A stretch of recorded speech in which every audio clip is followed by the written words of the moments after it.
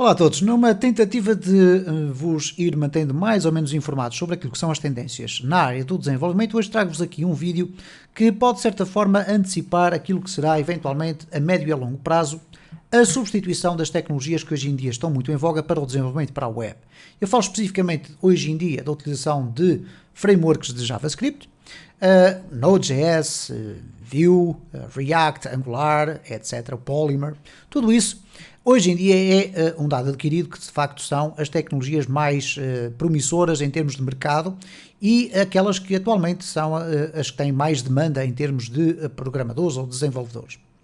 Acontece que, de facto, à medida que o tempo vai passando e vivemos uma era da modernidade em que as tecnologias vão evoluindo de uma forma, eu diria, quase que dramática, uma vez que nós não temos humanamente capacidade para conseguir acompanhar o desenvolvimento de todas as tecnologias que vão surgindo, acontece que, de facto, já se começam a perspectivar quais vão ser as tendências a médio e a longo prazo no desenvolvimento para a web.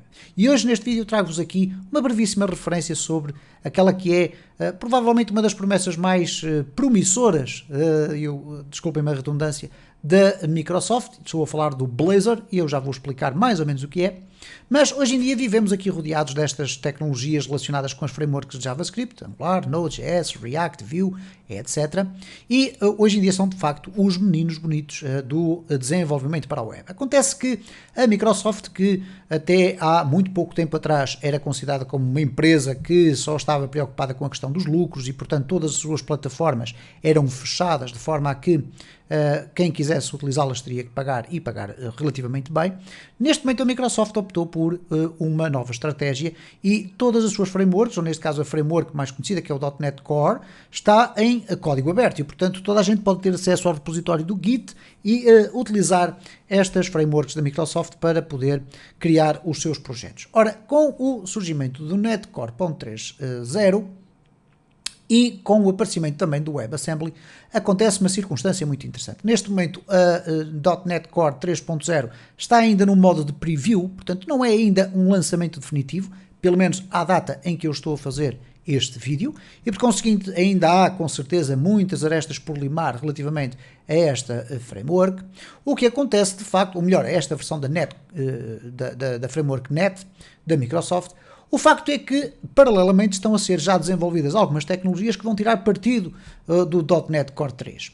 E uma delas não tem, obviamente, a ver com o WebAssembly. O WebAssembly é algo à parte. Eu já vou explicar o que é este conceito do WebAssembly. Uma delas chama-se Blazor, ok? E eu vou explicar então o que é que significa este panorama geral e vou deixar alguns links na descrição para vocês poderem, por exemplo, ver um vídeo muito interessante sobre o que é o Blazor, que foi lançado pela Microsoft. Então, o que nós temos é o seguinte. Foi recentemente, ou está a ser já há algum tempo, melhor dizendo, desenvolvida uma ideia que se chama WebAssembly, que é uma forma diferente de conseguirmos ter aplicações a funcionar na web. Okay? E hoje em dia nós temos basicamente código interpretado, isto é, nós temos, por exemplo, o HTML, o CSS, o JavaScript, são códigos que não são compilados. Ora, o WebAssembly vem de certa forma transformar este paradigma, permitindo que num futuro, que já não é futuro, também já é presente, seja possível nós termos código compilado do lado do servidor e a ser executado. E é um paradigma extraordinariamente interessante. Porquê? Porque quem está habituado, por exemplo, a desenvolver aplicações desktop, vai eventualmente começar a achar interessante desenvolver para a web, como se isso já não tivesse sido uma equação que lhes tivesse passado pela cabeça. Mas, de facto, o WebAssembly, não entrando aqui em detalhes técnicos, até porque eu não tenho ainda um conhecimento muito aprofundado sobre isto, é basicamente isto. O WebAssembly, abreviado para WASM, é um formato de instruções binárias que correm numa espécie de stack de virtual machine, uma máquina virtual. Por exemplo, o que é que transformou o Java, a linguagem Java, e não o JavaScript, mas o Java, numa linguagem multiplataforma? O facto de correr por cima de uma JVM, ou da Java Virtual Machine. E, por conseguinte, todos os sistemas operativos que conseguissem executar uma Java Virtual Machine, automaticamente poderiam conseguir executar código Java. Aqui estamos a falar, de facto, de algo muito similar e, por conseguinte, com o WASM, ou WebAssembly, nós poderemos criar aplicações com linguagens que não são propriamente de alto nível, mas de baixo nível, que é o conceito relacionado com o C, o C++, o Rust, etc. E linguagens de baixo nível, porquê? Porque são muito mais próximas do código binário do que propriamente as linguagens de alto nível, como é o caso do Visual Basic ou do C#, que são linguagens mais parecidas com a nossa língua, ok? Com a forma como nós comunicamos. Mas dizia eu então que nós temos aqui uma realidade que é o WebAssembly, que é extremamente rápido, é eficiente e fast, muito seguro. O que é que esta plataforma permite fazer? Em cima dela podemos construir então aplicações utilizando diferentes tipos de linguagens e frameworks, etc., que depois vão correr do lado do servidor de forma compilada. Ora, pegando nesta ideia, a Microsoft obviamente já começou a perspectivar aquilo que é médio a longo prazo e eventualmente uma das tendências. E então criou, ou está neste momento a desenvolver, o Blazor. E o Blazor é nada mais, nada menos que uma Full Stack Web Development com C# e WebAssembly. Isto é uma framework Full Stack, significa front-end, back-end, ou se preferirem a parte de client-side e server-side, portanto estamos a falar de uma solução completa.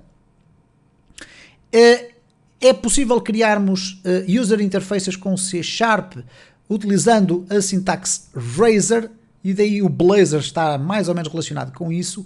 É full stack, do Full Stack Net Development with Stable and Consistent Tools. Por exemplo, nós já sabemos que a Microsoft é conhecida por ter alguns dos melhores editores de código, nomeadamente falo, por exemplo, do Visual Studio Community ou do Visual Studio Profissional, para quem desenvolve aplicações para C#, etc. E depois, por exemplo, também o Visual Studio Code, um editor de código que é muito conhecido e muito acarinhado pelos programadores de todo o mundo.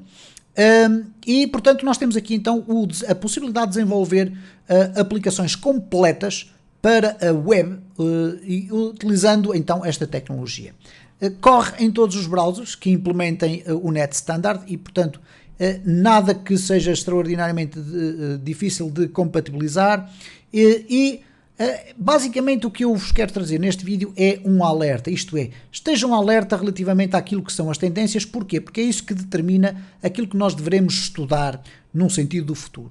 Uma das coisas que eu sempre notei, no meu caso pessoal, ao longo da minha vida na área do desenvolvimento, e já vão mais de sensivelmente 30 anos a acompanhar as linguagens de programação, foi sempre aquela percepção de que eu estive sempre atrasado relativamente às tendências, ou àqueles projetos que estão a nascer no momento e que vêm depois a posteriori a transformar-se em realidades.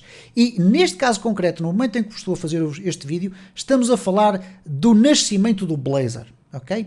E eu arriscaria a dizer que este projeto tem tudo para ser um projeto de sucesso por parte da Microsoft. Porquê? Porque leva o desenvolvimento para a web a um patamar mais elevado do que Node.js, por exemplo. Node.js continua a ser, no final de contas, JavaScript, ok? Neste caso, claro, a funcionar do lado do servidor e do lado do cliente, mas continua a ser JavaScript. Ora, aqui estamos a falar de linguagens compiladas, isto é, de material que nós podemos colocar no servidor e que qualquer pessoa que tenha acesso direto ao servidor, por exemplo, não consegue interpretar. São circunstâncias dessas que vão ser o futuro da internet. Quando nós falamos neste momento que, de facto, as frameworks de PHP estão muito desatualizadas porque já temos as frameworks de JavaScript, eu quero com isto dizer-vos que, eventualmente, este poderá ser o caminho que irá levar à substituição, num futuro a médio e a longo prazo, destas novas frameworks de JavaScript que tanto se fala nestes ambientes da área do desenvolvimento. Aqui fica então a dica para vocês darem uma vista de olhos. Eu vou deixar alguns links na descrição deste vídeo onde vocês poderão encontrar mais informação sobre o Blazor e sobre as potencialidades que esta framework pode trazer num futuro próximo.